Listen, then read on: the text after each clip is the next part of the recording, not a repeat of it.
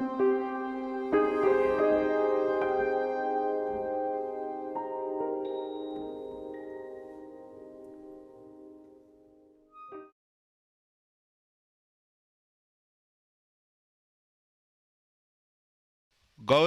Lok Sabha speaker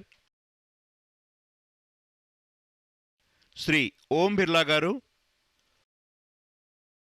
Rajya Sabha deputy chairman Shri Harivansh గారు, గౌరవనీయ parliament సభ్యులు, సీనియర్ ప్రజాప్రతినిధులు, విశిష్ట అతిథులు, ఇతర ప్రముఖులందరూ, ఇంకా ప్రియమైన నా దేశ ప్రజలారా, ప్రతి దేశ అభివృద్ధి ప్రయాణంలో ఎప్పటికీ చిరస్థాయిగా నిలిచిపోయే క్షణాలు ఉంటాయి.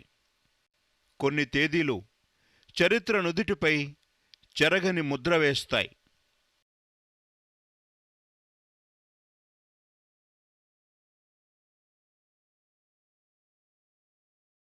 నేడు 29 మే 2023 అటువంటి శుభ సందర్భం. దేశానికి స్వాతంత్ర్యం వచ్చి 75 ఏళ్లు పూర్తయిన సందర్భంగా దేశం అమృత్ మహోత్సవ్ను నిర్వహిస్తోంది. భారత ప్రజలు తమ ప్రజాస్వామ్యాన్ని ఈ అమృత్ మహోత్సవ్లో ఈ పార్లమెంటు నూతన భవనాన్ని బహుమతిగా ఇచ్చారు. ఉదయం పార్లమెంట్ హౌస్ ఆవరణలో సర్వమత ప్రార్థనలు నిర్వహించారు. భారత ప్రజాస్వామ్య ఈ సువర్ణ ఘట్టానికి నేను దేశ ప్రజలందరికీ అభినందనలు తెలియజేస్తున్నాను. మిత్రులారా, ఇది కేవలం భవనం మాత్రమే కాదు, ఇది 140 కోట్ల మంది భారతీయుల ఆకాంక్షలు, కలలకు ప్రతిబింబం. భారతదేశ దృఢ సంకల్ప సందేశాన్ని ప్రపంచానికి అందించే మన ప్రజాస్వామ్య దేవాలయం ఇది.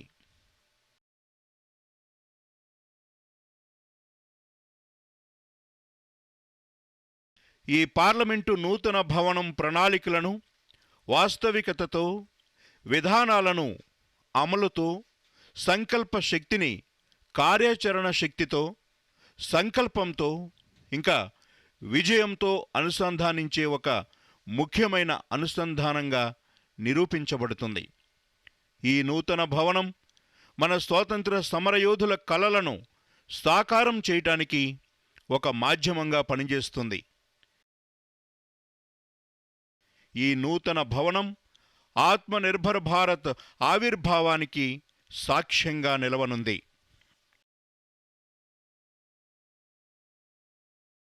ఈ నూతన భవనం అభివృద్ధి చెందిన భారతదేశ ఆకాంక్షల సాధనకు సాక్ష్యంగా నిలుస్తుంది.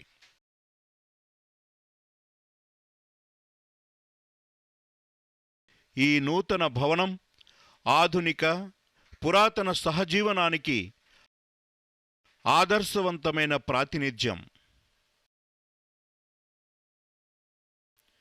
మిత్రులారా, నూతన మార్గాల్లో నడవటం ద్వారానే నూతన ఒరవడి ఏర్పడుతుంది.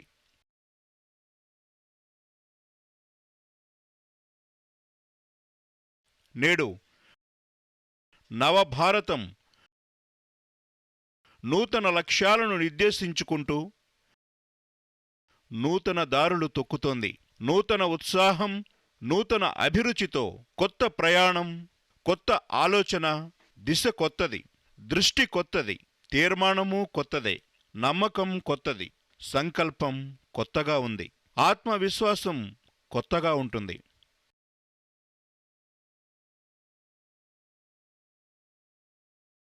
ఈరోజు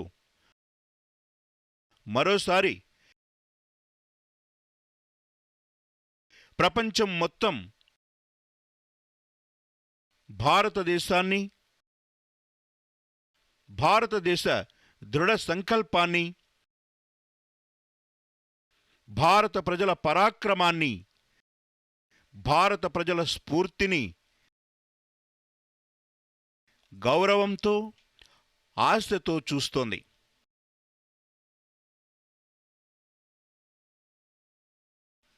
భారతదేశం పురోగమిస్తే ప్రపంచం పురోగమిస్తుంది. ఈ పార్లమెంటు నూతన భవనం భారతదేశ అభివృద్ధికి నాంది పలకటమే కాకుండా ప్రపంచ పురోగతికి పిలుపునిస్తుంది.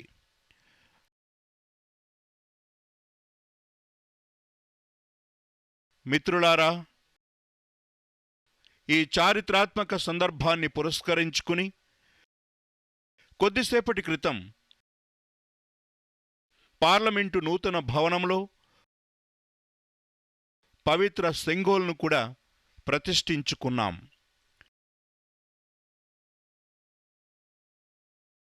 గొప్ప చోళ సామ్రాజ్యంలో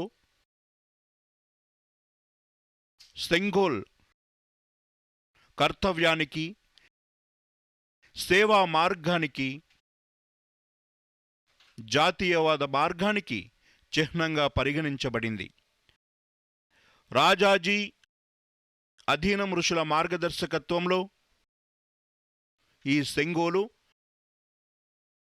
అధికార మార్పిడికి చిహ్నంగా మారింది. తమిళనాడు నుండి వచ్చిన అధీనం సాధువులు ఈ ఉదయం పార్లమెంట్ హౌజుకు వచ్చి మమ్మల్ని ఆశీర్వదించారు. వారికి మళ్ళీ గౌరవపూర్వకంగా నమస్కరిస్తున్నాను. వారి మార్గదర్శకత్వంలో లోక్సభలో ఈ పవిత్ర సెంగోల్ను ఏర్పాటు చేశారు.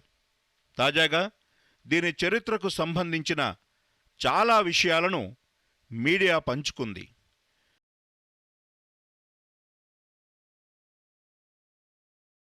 దాని వివరాల్లోకి వెళ్ళదలుచుకోలేదు. కానీ ఈ పవిత్రమైన సెంగోల్ కీర్తిని, గౌరవాన్ని పునరుద్ధరించగలగటం మన అదృష్టం అని నేను నమ్ముతున్నాను. ఈ పార్లమెంటు భవనంలో కార్యకలాపాలు ఎప్పుడు ప్రారంభమైనా ఈ సెంగోల్ మనందరికీ స్ఫూర్తినిస్తూనే ఉంటుంది. మిత్రులారా, భారతదేశం ప్రజాస్వామ్య దేశమే కాదు,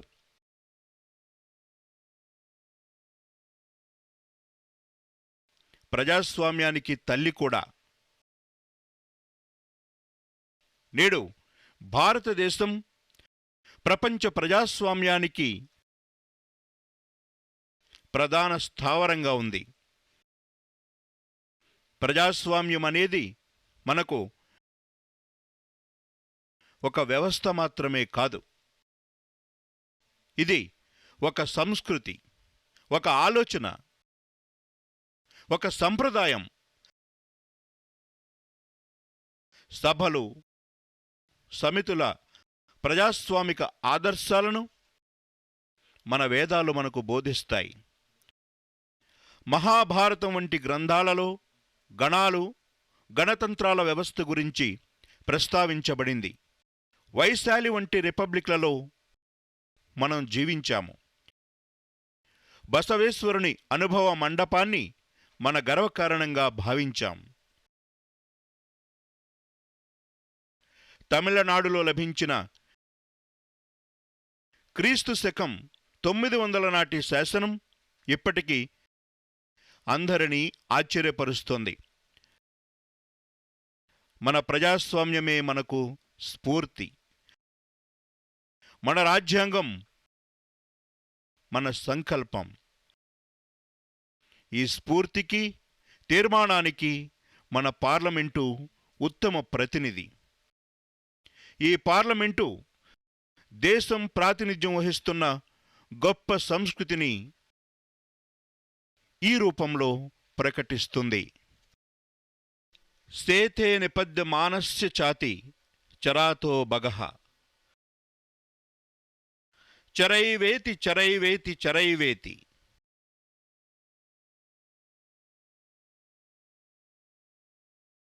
అంటే ఆగినవాడి అదృష్టం కూడా ఆగిపోతుంది.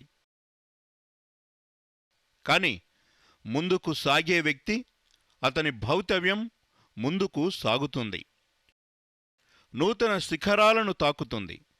అందుకని ముందుకు సాగాలి. బానిసత్వం తర్వాత, చాలా కోల్పోయిన తర్వాత మన భారతదేశం తన నూతన ప్రయాణాన్ని ప్రారంభించింది. ఎన్నో ఒడిదుడుకులను ఎదుర్కొని, ఎన్నో సవాళ్లను అధిగమించిన ఆ ప్రయాణం ఇప్పుడు స్వాతంత్ర్య అమృత్ కాల్లోకి ప్రవేశించింది. వారసత్వాన్ని పరిరక్షిస్తూ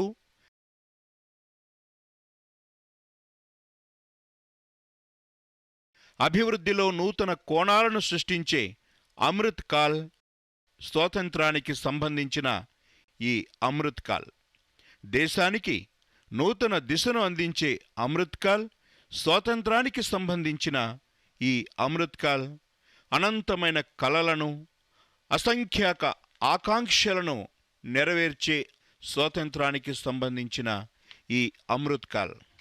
ఈ అమృత్ కాల్ పిలుపు, ముక్త్ మాతృభూమి కో నవీన్ మాన్ చాహియే, नवीन पर्व के लिए नवीन प्राण चाहिए, मुक्त गीत हो रहो नवीन राग चाहिए, नवीन पर्व के लिए नवीन प्राण चाहिए.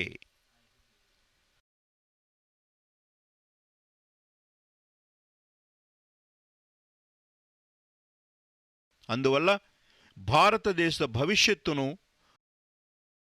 ఉజ్వలంగా మార్చబోతున్న ఈ పని ప్రాంతం కూడా అంతే సృజనాత్మకంగా, ఆధునికంగా ఉండాలి.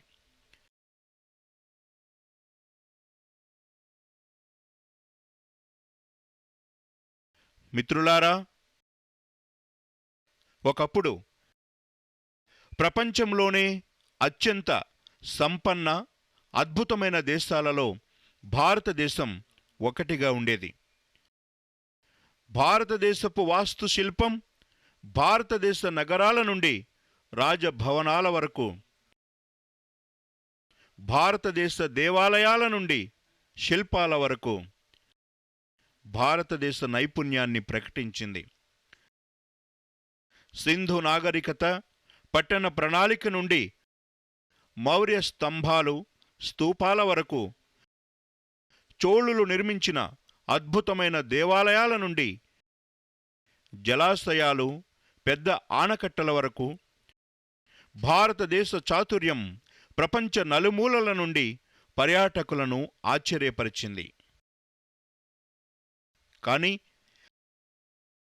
వందల సంవత్సరాల బానిసత్వం ఈ అహంకారాన్ని మన నుంచి దూరం చేసింది. ఒకానొక సమయంలో ఇతర దేశాల్లోని నిర్మాణాల పట్ల ఆకర్షితులయ్యేవాళ్లం. 21వ శతాబ్దపు నవభారతం ఉన్నత స్ఫూర్తితో నిండిన భారతదేశం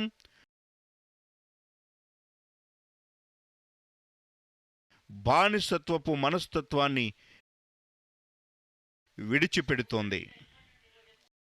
ప్రాచీన కాలం నాటి ఆ మహిమాన్విత ప్రవాహాన్ని నేడు భారతదేశం మరోసారి తన వైపు తిప్పుకుంటోంది.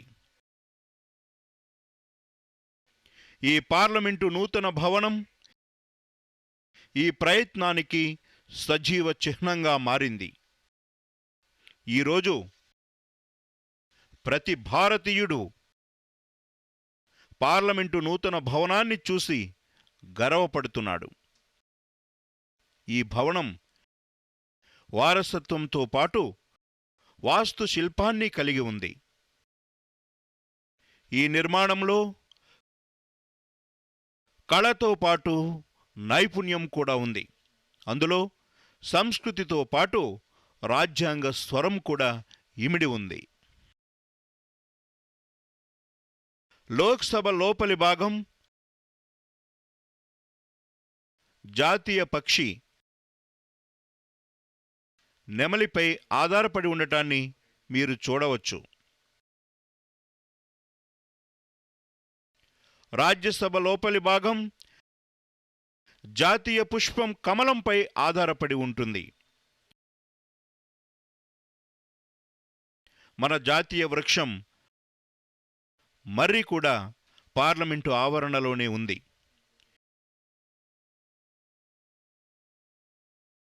ఈ నూతన భవనం మన దేశంలోని వివిధ ప్రాంతాల వైవిధ్యానికి అనుగుణంగా ఉంది. రాజస్థాన్ నుంచి తెప్పించిన గ్రానైట్, ఇసుక రాయిని ఇందులో ఉపయోగించారు. చెక్క పని మహారాష్ట్రకు చెందినది. యూపీలోని బదోహికి చెందిన కళాకారులు చేతితో కార్పెట్లు నేశారు. ఒక రకంగా చెప్పాలంటే ఈ భవనంలోని ప్రతి కణంలోనూ ఏక్ భారత్ శ్రేష్ఠ భారత్ స్ఫూర్తిని మనం చూస్తాం. మిత్రులారా, పార్లమెంటు పాత భవనంలో